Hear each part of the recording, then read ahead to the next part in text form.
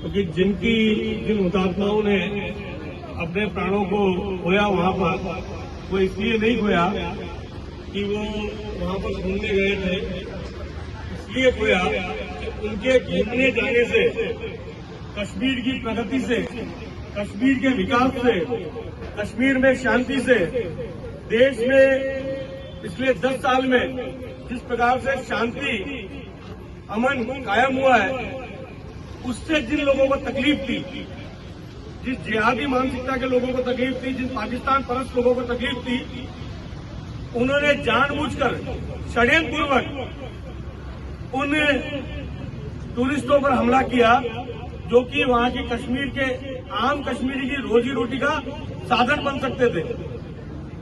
वो मोदी जी का संदेश पूरे विश्व में दे रहे थे कि किस प्रकार से 10 साल में कश्मीर में शांति हुई है, किस प्रकार से पत्थरबाजी बंद हुई है, किस प्रकार से आतंकवादी घटनाएं बंद हुई है। देश भर में साल में दर्जन भर हम बम धमाके सुना करते थे, कभी जयपुर में, कभी जम्मू में, कभी अहमदाबाद में, कभी दिल्ली में, ताजाओ जी कह रहे अजमेर में भी हुआ। वो बम धमाके 10 साल में बंद हो गए। पूरे विश्व में एक संदेश जाने लगा। उस संदेश को नष्ट करने के लिए और हमारे देश की छवि को खराब करने के लिए ये षड्यंत्र करने वाले उन पाकिस्तान परस्त जिहादियों द्वारा ये कुकृत्य किया गया।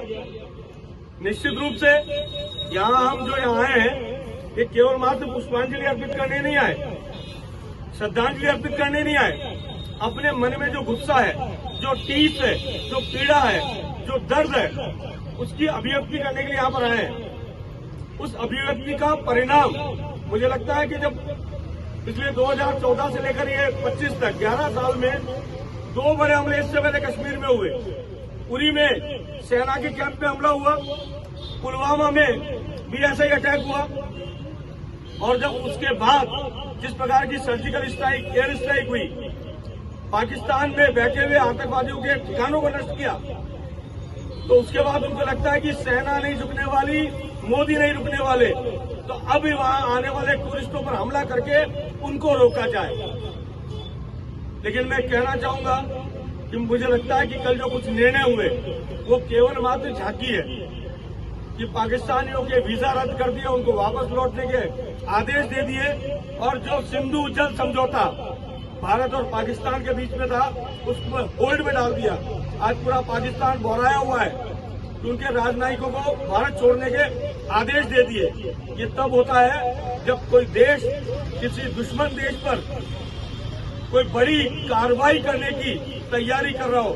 तो आप समझ जाइए कि उरी के बाद, पुलवामा के बाद जो अटैक्स हुए, सर्जिकल स्ट्राइक हुई, एयर स्ट्राइक हुई, ऐसा ही कुछ दिनों में हमको देखने को मिल सकता है।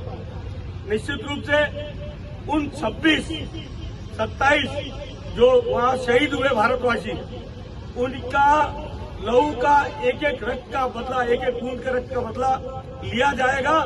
ये पता लगता है ये कोई पुरानी सरकार नहीं है, ये नए भारत की नई सरकार है, मोदी की सरकार है। ध्यान में आता है कि मुंबई में अटैक होता है तो गृह मंत्री कपड़े बदलते नजर आए थे, और ये पहला गृह मंत्री है। इधर अटैक हुआ, 1 घंटे बाद में वो कश्मीर में था और दूसरे दिन सुबह पहलगाम में उसी जगह पर मौजूद था।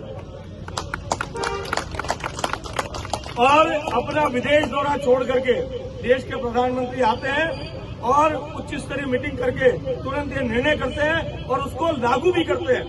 तो मुझे लगता है कि इन शहीदों की रक्त के एक एक कण का बदला आने वाले दिनों में दिखेगा।